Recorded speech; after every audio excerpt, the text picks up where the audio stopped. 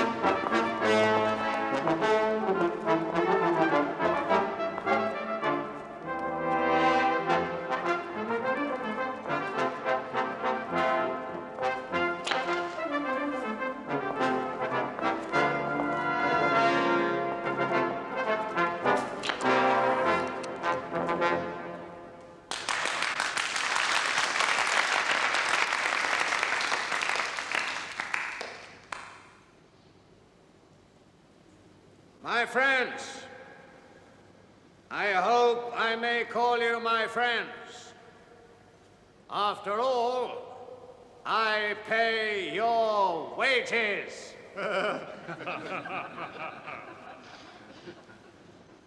In 1935, we sold more pies than at any time in our history. Yet there are those among you, politically motivated, who still try to say that you are not doing well. Don't listen to them. And now, let us move on to happier things. Once more I stand before you here to open yet another new wing of our great enterprise.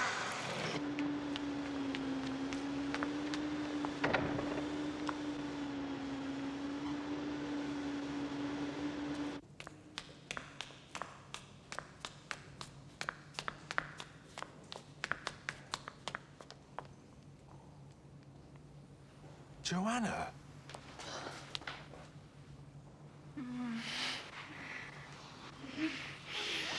Why didn't you call me yesterday? You mustn't come here. I've got to see you. It's no good, Joanna. Oh, it isn't. What do you mean? I've been given 2 weeks' notice. By my father. Well, not directly, but yes. Why? Because he's found out about us, of course. I've got to go. Oh, God.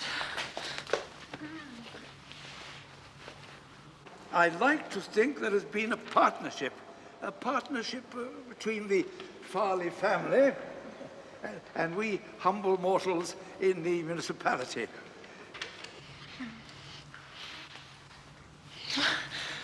There are other jobs, Herbert. Not with your father's bad opinion following me wherever I go. Kill him! I could really kill him! Talking like that doesn't do any good.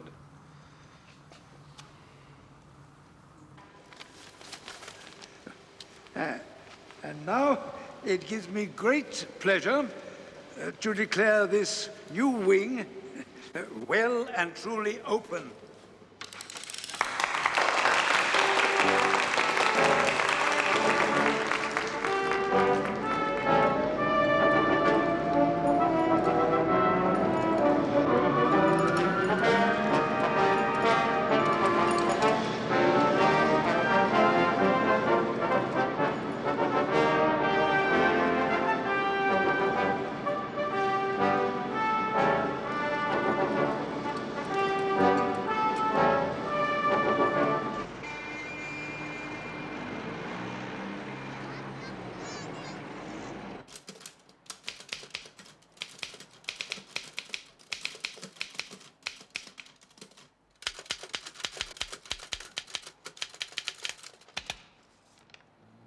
Bother. This is your chance. What? This is your chance to invest in a pair of home-fit, real leather shoes. Oh, that's clever. Fit spelled with a PH. Just return this card and our representatives will call on you. Made to measure shoes, apparently. Seem awfully reasonable. Don't suppose they've any made-to-measure typewriters in there, have they? Sorry? Ever since last Easter, I've been asking Mr. Poirot for a new typewriter. Mr. Poirot isn't mean, but he is careful. We found this typewriter in the flat when he moved in. Someone had left it. Jolly useful. Who's Benedict Farley? I've no idea. Oh, isn't he Farley's pies? Pies? Why? Dear sir, Mr. Benedict Farley would like to have the benefit of your advice. If convenient to yourself, he would be glad if you would call upon him at the above address at 9:30 tomorrow, Thursday evening. Yours truly, Hugo Cornworthy, Secretary. P.S. Please bring this letter with you. Repeat that, if you please, Hastings. Dear sir, Mr. No. Just the postscript. P.S. Please bring this letter with you. Why? Why? Why, Hastings? An interesting letter. Is it? I thought it was rather dull. Miss Lemon says he makes pies. Makes pies? Hastings, to say that Benedict Farley makes pies is like saying that Wagner wrote semiquavers. Well, they're good pies, are they? No, horrible. But there are a great many of them.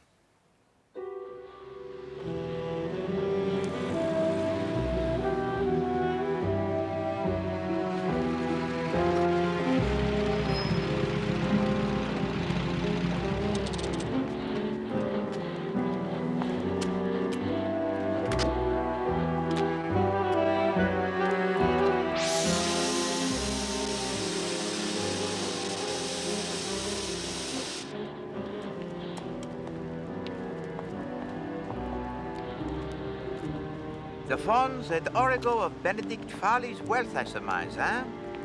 And that, Hastings, is where he makes his sausages, his pies, his hams. Useful, eh? Living above the shop. I suppose from here, Farley likes to keep an eye on his employees. No doubt. But it is a pity that such diligence does not improve the quality of his so-called delectables.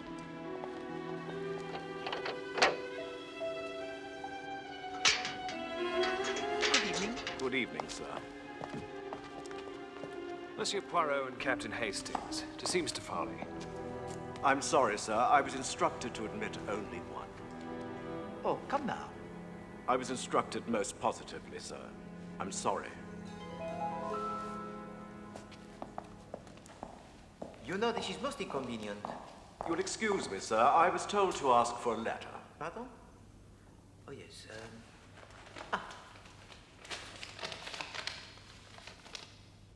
Thank you, sir.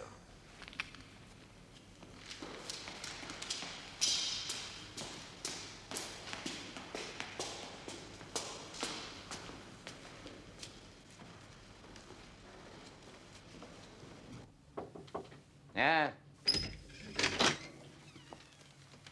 The gentleman you are expecting, sir.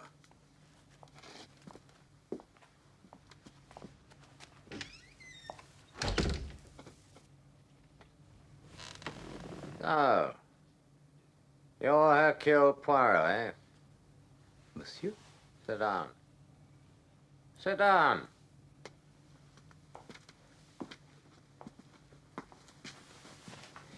Merci, monsieur.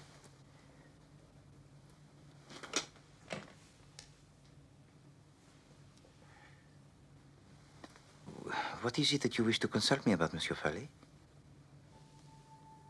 I have the same dream, night after night.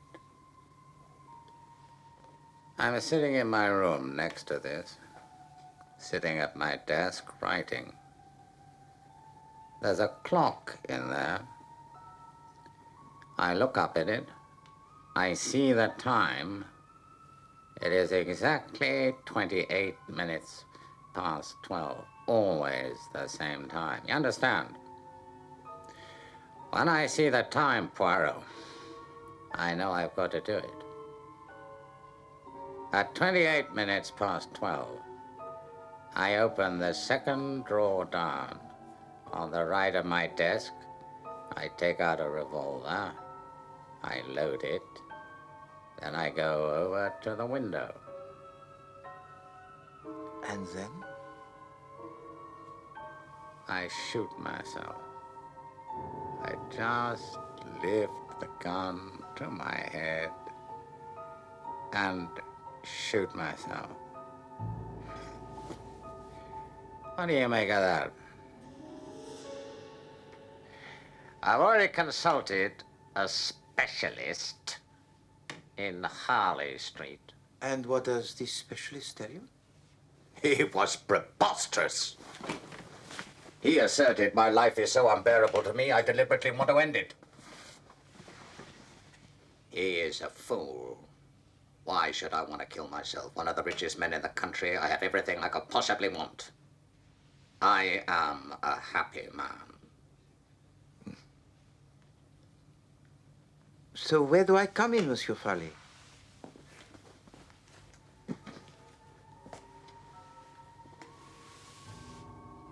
Supposing someone wants to kill me, could they do it this way? Hypnotism, you mean? You see what I'm getting at? Who is it that you suspect of wanting to kill you, monsieur? Nobody. Nobody at all. You had no one specific in mind? Certainly not. I should like to see the scene of this drama. The desk, the clock, the revolver. No. I've told you all there is to tell. There's nothing to see next door. Nevertheless, I should like to see for myself. There is no need. I just want your opinion. But I can hardly have an opinion on such skimpy evidence. There's an end of it, then. I've told you the facts. You can't make anything of it. That closes the matter. You can send me in your bill for a consultation fee.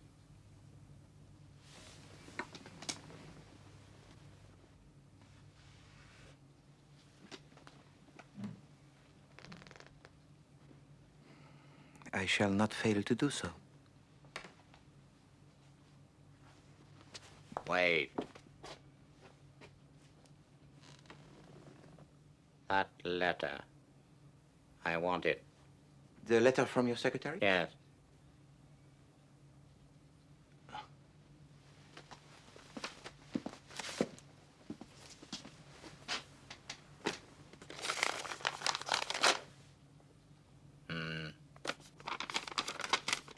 Thank you.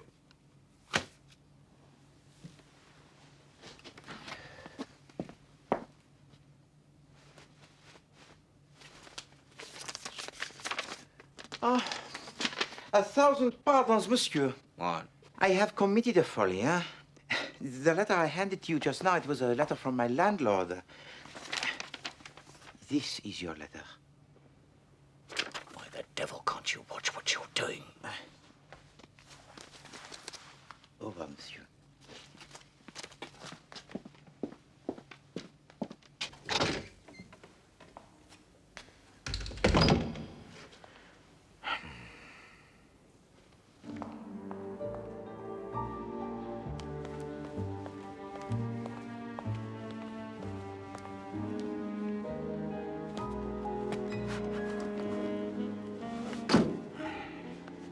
How'd you get on in there? Not well, I'm afraid. There is something wrong in that house, Hastings. Badly wrong. And I haven't the faintest idea what it is.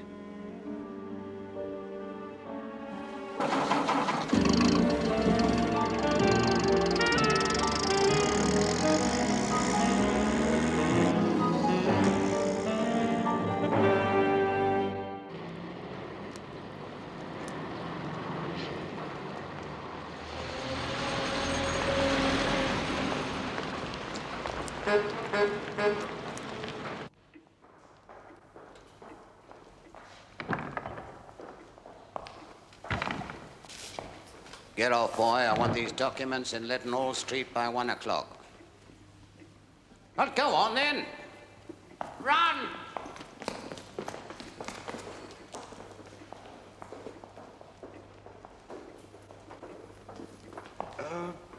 Excuse me, sir. Mr. Cornworthy said you might spare us a moment. What's going on? 12 o'clock, he said. All right.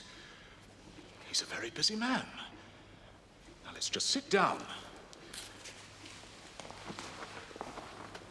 And relax.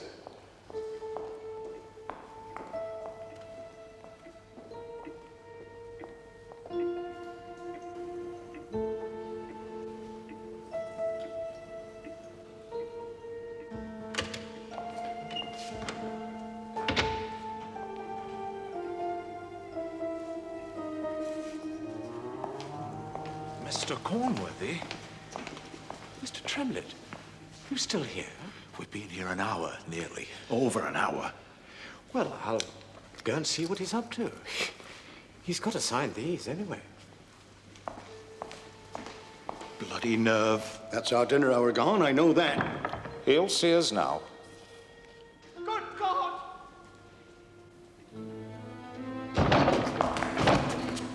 For God's sake, someone... send for the police! I can't go on like this, Mr. Poirot.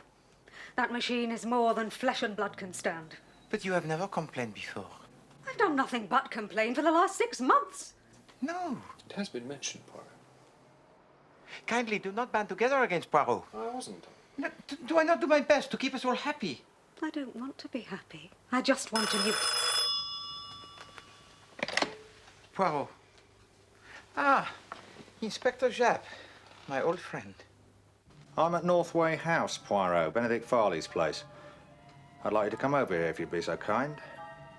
Mr. Farley has shot himself. Most peculiar story I ever heard. I've never heard such poppycock. Father had no use for dreams and such rubbish. Nevertheless, that is what he told me. Yes, he mentioned it to me. It upset him very much. I told him it was indigestion, I'm afraid. I suggested his calling in Dr. Stillingfleet. He never did. From Monsieur Poirot's story, I gather he went to Harley Street. Yes, he told me he consulted a specialist. But is it known who this specialist was? None of us had any idea that he'd consulted anyone. And he never spoke to you about the dream? No. And you, Monsieur Cornworthy? No, he said nothing about it at all. I took down a letter to you at his dictation, but I have no idea why he wanted to consult you. I thought it might have something to do with some business irregularity. I see. Inspector Japp, can you tell me the events leading up to the death of Monsieur Benedict Farley? Well, Mr. Farley had agreed to see 2 representatives from the works. It was a proposal for forming a union. Suburbs. Yes, quite so. A little before 1 o'clock, Mr. Cornworthy here came out of his room and went into Mr. Farley. He couldn't see him at first and thought the room was empty. Then he caught sight of a boot sticking out from behind the desk.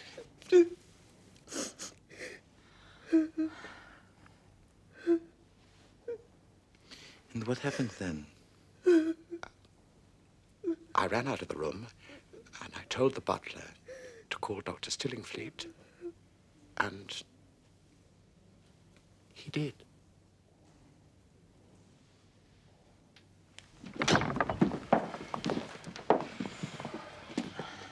The body was found down there. Thank you.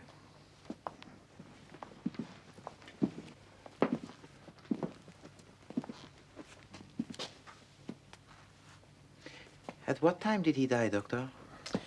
I examined the body at 32 minutes past 1. Mr. Farley had been dead at least 1 hour. So he could have died at this 12:28 he told you about. Precisely. Were there any fingerprints on the revolver? Only his own. And please tell me about the revolver itself. Well, it was the one he kept in the drawer of his desk. Again, just as he told you. Mrs. Farley has identified it positively. I see. What's more, that's the only entrance to the room. Well, apart from the windows, I suppose.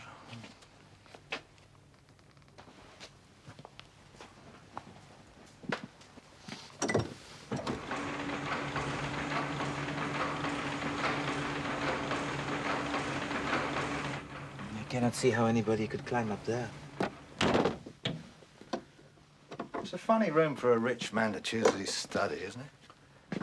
With that great ugly blank wall right outside. I think it is important, that wall. You mean psychologically? Perhaps. At 28 minutes past 12, I opened the second drawer down on the right of my desk. I take out a revolver, load it. I go over to the window,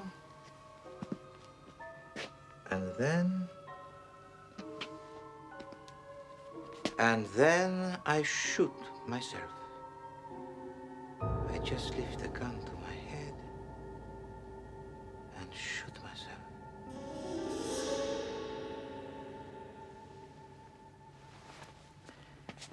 I should not have thought that there is any reason for you to doubt the accuracy of the dream's prediction, Inspector. In fact, there is every reason to suggest that Benedict Farley committed suicide. Well, there would have been no doubt about it at all. But for one point. And what was that? A letter written to you. I see. So where Hercule Poirot is concerned, there arises immediately the suspicion of murder? Precisely.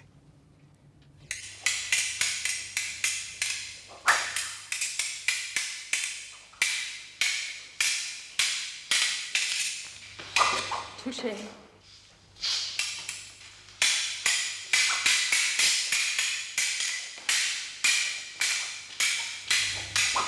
Touché.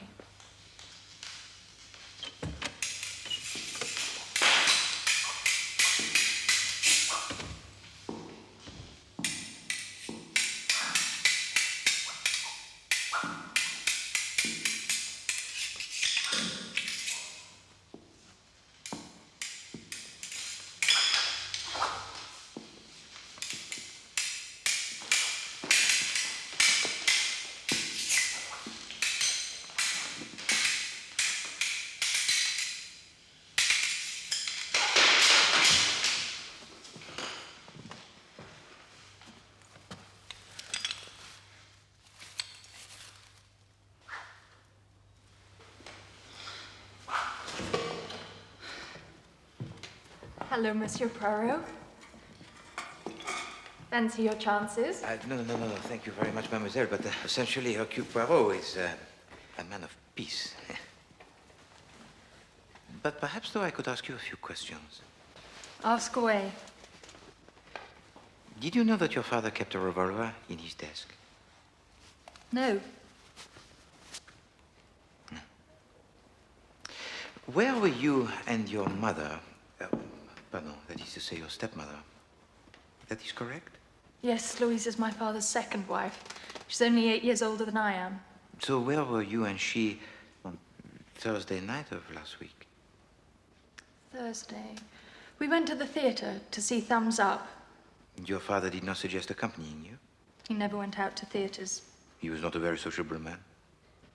My father had a singularly unpleasant personality. That is a very candid statement, mademoiselle. I'm saving you time, Monsieur Poirot. I realize quite well what you're getting at. I live here because I have no money to live elsewhere. There is a man that I wish to marry, a poor man. My father saw to it that he lost his job. He wanted me, you see, to marry well, an easy matter since I was his heiress. So your father's fortune passes to you? Yes. Well, that is to say, he left Louise, my stepmother, $250,000 free of tax, and there are other few small legacies, but the residue of it goes to me. So you see, Monsieur Poirot, I had every reason to desire my father's death. I see also, mademoiselle, that you have inherited your father's intelligence. My father was clever, but it had all turned sour. There was no humanity left. Is there anything more? Yes. How poor was your father's eyesight? He could scarcely see at all, and not without his glasses. His sight had always been bad from a boy. But with his glasses? Oh, he could see all right then, of course. Thank you. All right, Constable, tell Sergeant Bull this is going to take longer than expected. Right, sir. Ah, Mrs. Farley. Something I'd like to ask you. Yes. Had your husband ever been hypnotized? Never, to my knowledge. Or was he interested in that sort of thing, hypnotism? No. Oh, that horrible dream. It's uncanny. To dream that same awful dream night after night, it's as though he were hounded to his death.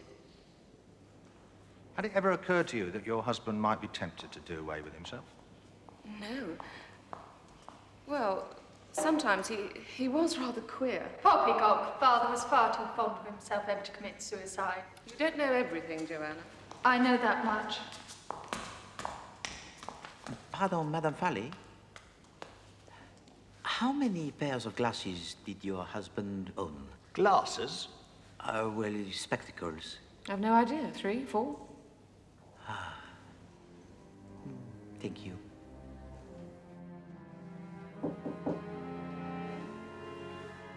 Come in.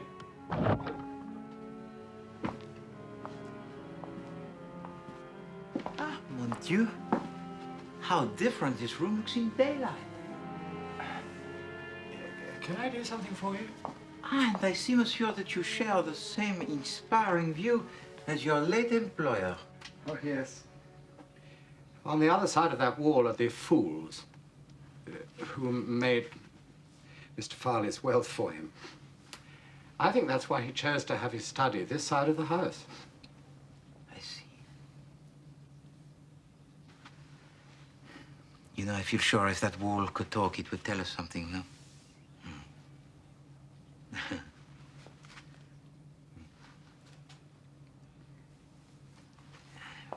Monsieur Conworthy, when I arrived last Thursday evening, I was not shown into Monsieur Farley's own room. No. I was told to tell Holmes to show you in here. Why was that, do you think? I never questioned any of Mr. Farley's orders.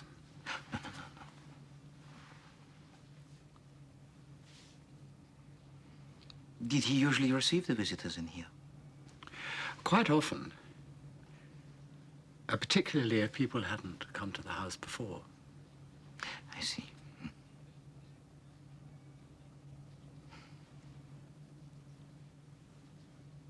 Thank you, Monsieur Conworthy.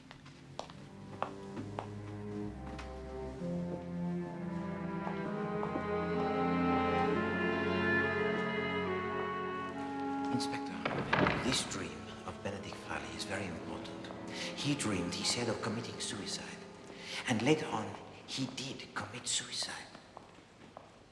Now, when I say suicide, he was alone in his room and was found with a gun in his hand. And no one entered or left the room at the time he was shot. So what does this mean, Chief Inspector? Well, that there's no other possibility. That it must be suicide. Au contraire. It means a very unusual and very cleverly planned murder. And how? Planned by who?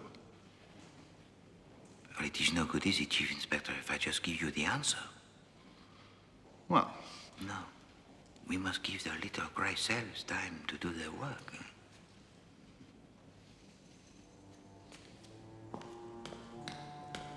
And give Poirot time to work out who did it and how.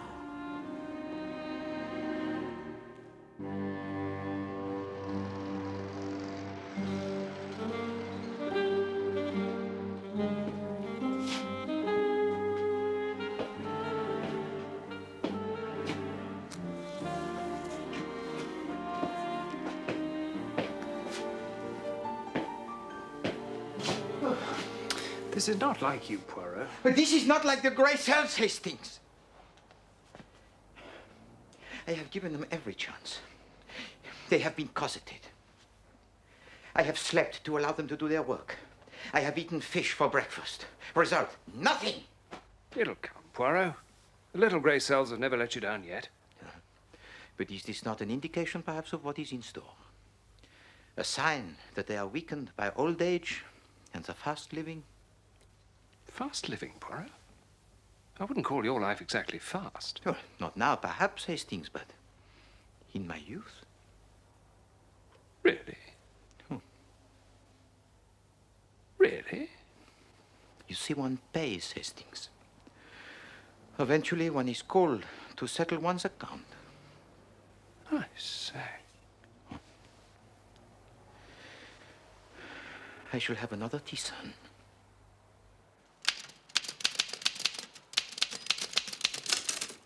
Brother!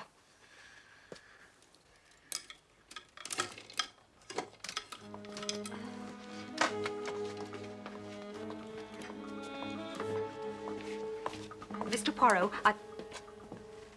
What is it, Mr. Poirot? Another tisane, if you please, Miss Lemon. Oh, dear. You had your 9 o'clock one. Serious measures are called for, Miss Lemon.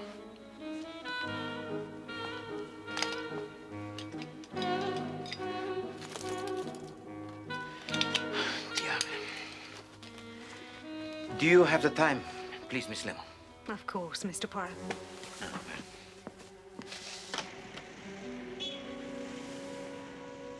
What are you doing, Miss Lemon? It's 5 to 10, Mr. Poirot.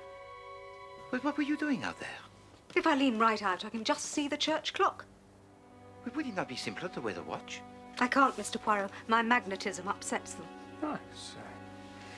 All my life, I've been looking for a watch that won't go wild as soon as I put it on, but I've never managed. Whatever is the matter, Mr. Poirot?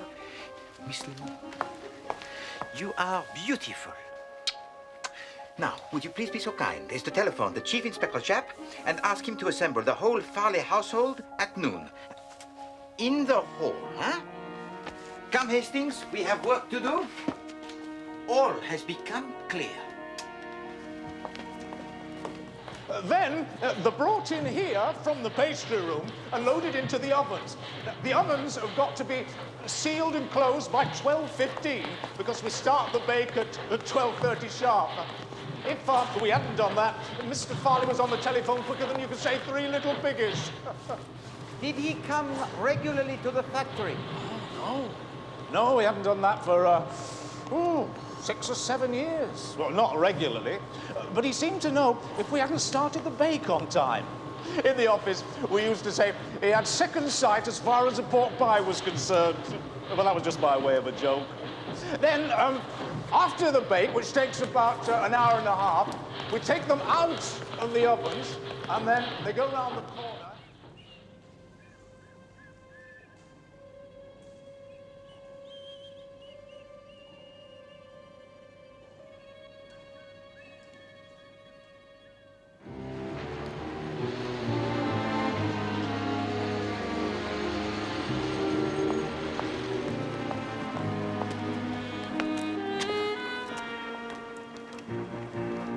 Now remember what I told you. Yes. Is it loaded? Oh, yes.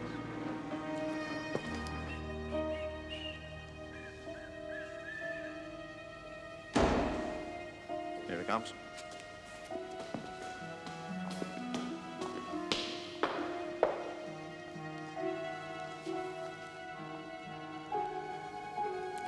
Bonjour.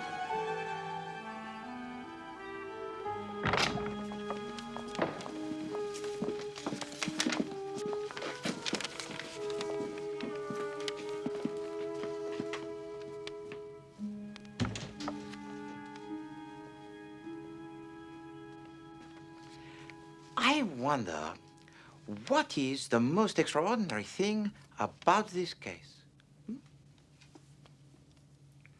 Well, the dream, I'd say. If we hadn't got your word for it, Poirot... Exactement. The telling of the dream was vital. But, mes amis, there is more to it than that. Where did this telling of the dream take place? Monsieur Benedict Farley received me here in his secretary's room and refused point blank to let me see into his own room just a few feet away. Why did he do that, huh? Because there was something in that room he could not afford to have me see. What? We will come to that. When Monsieur Benedict Farley asked me to return his letter to him, by inadvertence, I handed to him the correspondence from my landlord. One glance should have told him it was a wrong letter. Didn't he have his glasses on? Oh, yes, he had on his glasses. So why did Monsieur Benedict Farley not realize the difference between two totally dissimilar letters, huh? Because, mes amis, I was in the company of a man with normal eyesight wearing powerful glasses. And such powerful glasses would render a man of normal eyesight practically blind. Is that not so, Doctor? If they were very powerful spectacles, yes. Eh bien. So why was I not allowed to go into Monsieur Benedict Farley's room that night? What was in Monsieur Benedict Farley's room that I was not allowed to see? Mesdames et messieurs, shall I enlighten you? I wish you would, Poirot. Very well.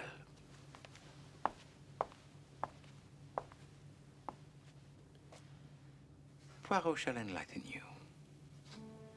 What was in Monsieur Benedict Farley's own room that Monsieur Benedict Farley did not allow me to see was Monsieur Benedict Farley.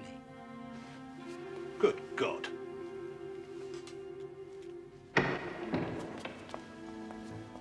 Yesterday afternoon, there are 3 witnesses to swear that no one comes in or out of Monsieur Benedict Farley's room. Monsieur Cornworthy is in his room next door, and as 12:28 approaches, he readies himself. You see, Monsieur Cornworthy knows something that very few other people know. He knows that Monsieur Benedict Farley, every day, after all these years, still interested in the day-to-day running of his factory, checks up on his employees. Let us see how he does this.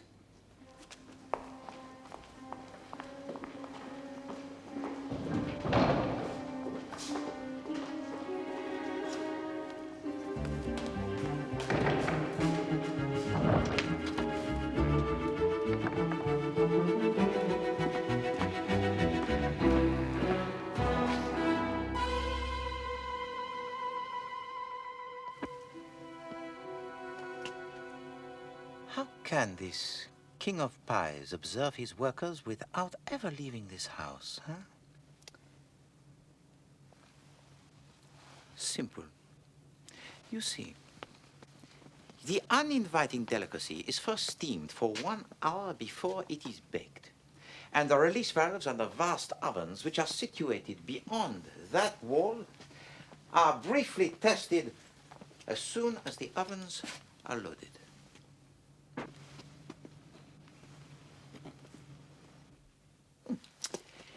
Eh bien, if one leans out of this window, one can readily confirm this fact. Now, if you please, I want you all to come to these 2 windows, lean out and look to your right. Monsieur Cornworthy, why don't you lead the way? Oh, this is nonsense. Perhaps. But humor me. Merci. Alors, viens, Madame Farley. Oh, very well.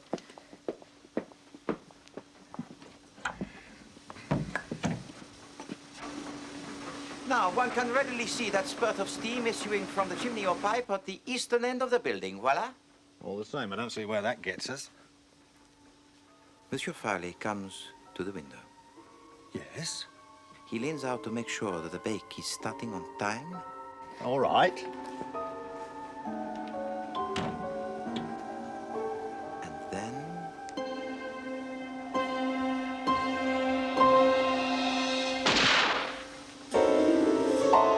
Monsieur Cornworthy shoots him, and Farley falls to the floor.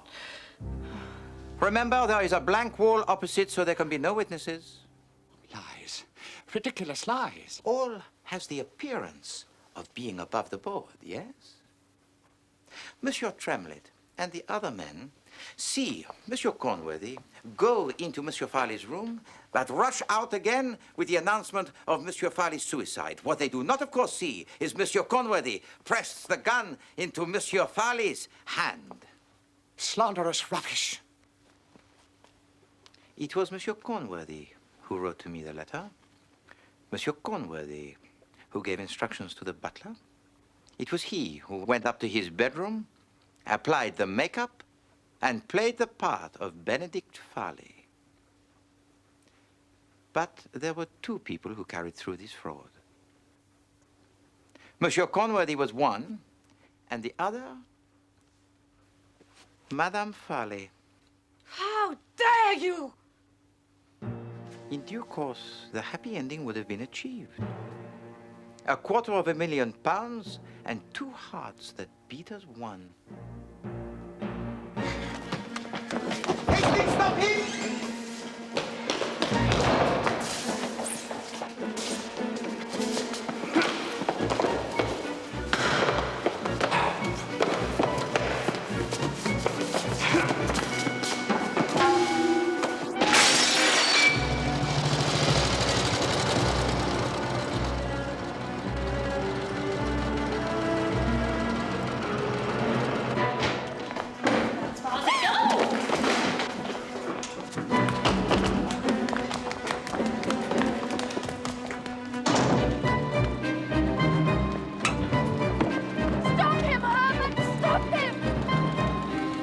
What?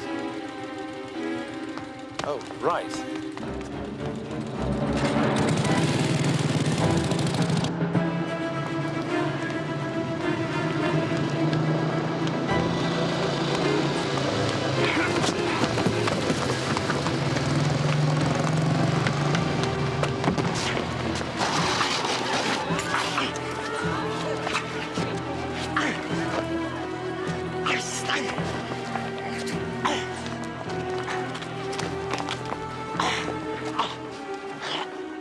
Well done, sir. That's Herbert.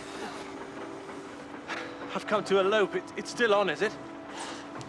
It's not, strictly speaking, necessary anymore. Oh. Well, we could do it anyway, though, if you like. Yes. What shall I do with him?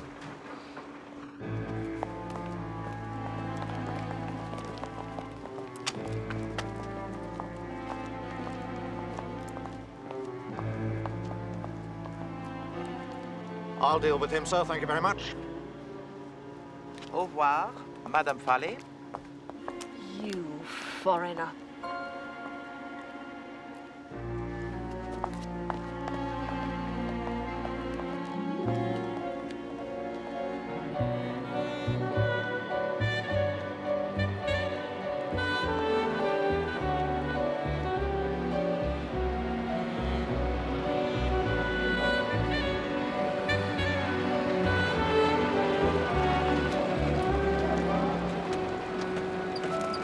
Good afternoon, sir. Good afternoon. Can I assist you in any way, sir? Thank you. Thank you.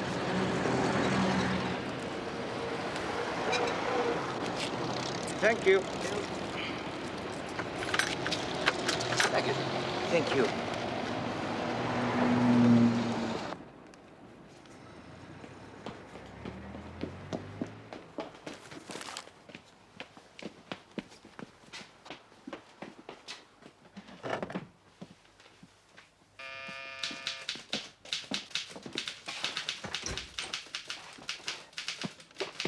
I'll give you a breather with that. No. Thank you, Hastings. I'm sure I can manage the last 5 paces. Well, Mr. Poirot, let me help you. No, Miss Lemon.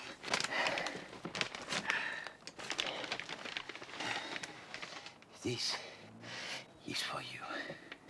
Oh, Mr. Poirot, you shouldn't have. No, nonsense, Miss Lemon. Hastings, if you please, the knife. Merci.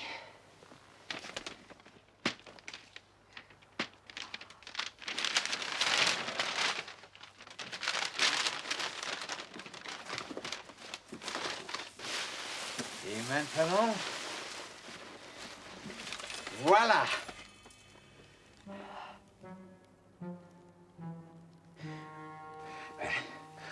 think, Miss Lennon? It's wonderful. It's... Now, we shall have no more leaning dangerously out of the window to tell the time, yes? It's just what I wanted.